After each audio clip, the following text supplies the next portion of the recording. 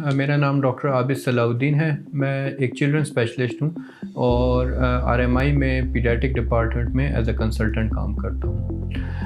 आज जिस टॉपिक के मतलब मैं आपसे बात करूँगा वो फेब्राइल कन्वल्जन्स हैं, यानी वो झटके जो बुखार की वजह से आते हैं। फेब्राइल कन्वल्जन्स एक ऐसी बीमारी है जो तकरीबन 3 से 5% बच्चों में पाई जाती है और इसमें शुरू में अलामात उसी तरह होती हैं जिस तरह के और किसी बीमारी से झटके, जिसमें बच्चे बेहोश हो जाते हैं।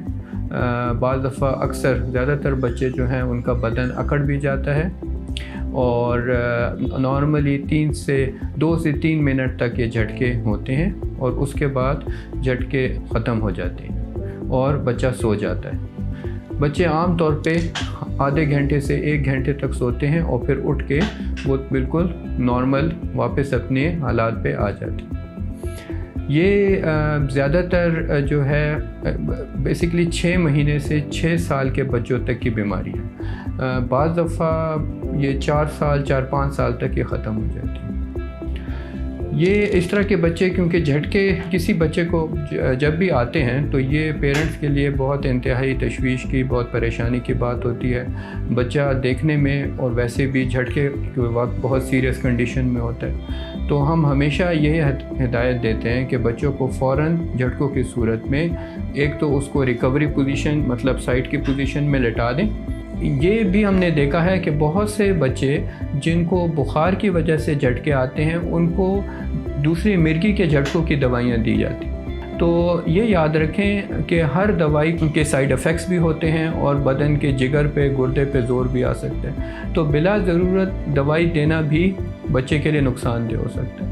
तो इसमें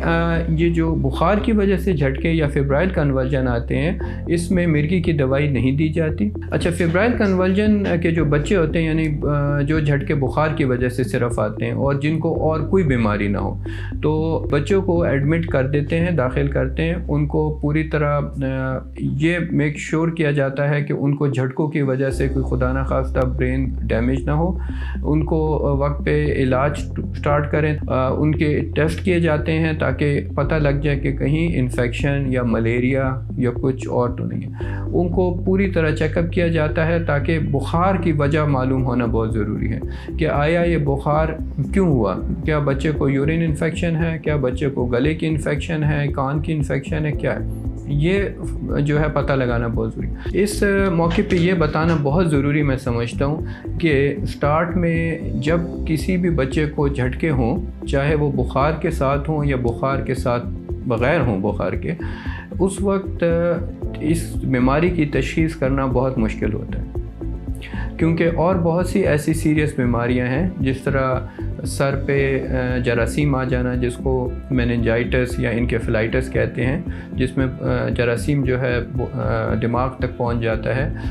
आम ज़बान में सरसाम या गर्दन तोड़ बुखार भी कहते हैं। वो भी इसी तरह प्रेजेंट करता है जिस तरह ये बुखार के साथ जो झटके आते हैं। अच्छा, अगर सर में खुदा न खास्ता मलेरिया का जरासीम पहुंच जाए या सर में पीप हो जाए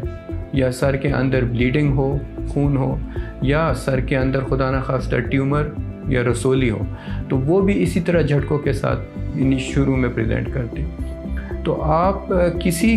इवन बहुत एक्सपीरियंस या तजर्बाकार डॉक्टर के लिए शुरू में ये बताना बहुत मुश्किल होता है कि ये जो बच्चे को झटका आ रहा है, ये आया बुखार की वजह से है या इसको खुदा न खास्ता कोई सीरियस बीमारी। तो मैं ये एक मैसेज ज़रूर देना चाहता हूँ कि जब भी इस तरह का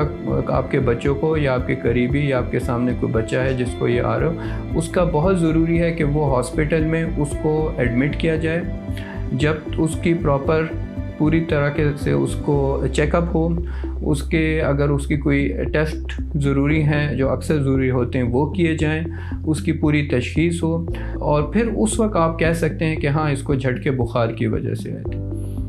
क्योंकि ये जिस तरह मैंने पहले बताया है, क्योंकि ये बीमारी बच्चों ही की बीमारी है, तो अक्सर हमने ये देखने में आया है कि जो बाकी डॉक्टर्स हैं, जो जनरल प्रैक्टिशनर या चिल्ड्रन के साथ जिनके ज़्यादा डील करने का मौका नहीं मिलता, या इवन हॉस्पिटल की एमरजेंसीज़ में, वो अक्सर इसकी तशख़ीस या डायग्नोसिस में गलती कर जाते हैं اور بچوں کو بعض دفعہ بے ہوشی یا جھٹکوں کی حالت میں ہی گھر بھیج دیتی ہیں۔ تو برائے مہربانی آپ لوگ نہ خود کوشش کریں کہ جب بچہ ہاسپٹل لے جائیں تو اس کو وقت سے پہلے ڈسچارج کریں، نہ گھر لے جائیں جب تک وہ بچہ واپس اپنی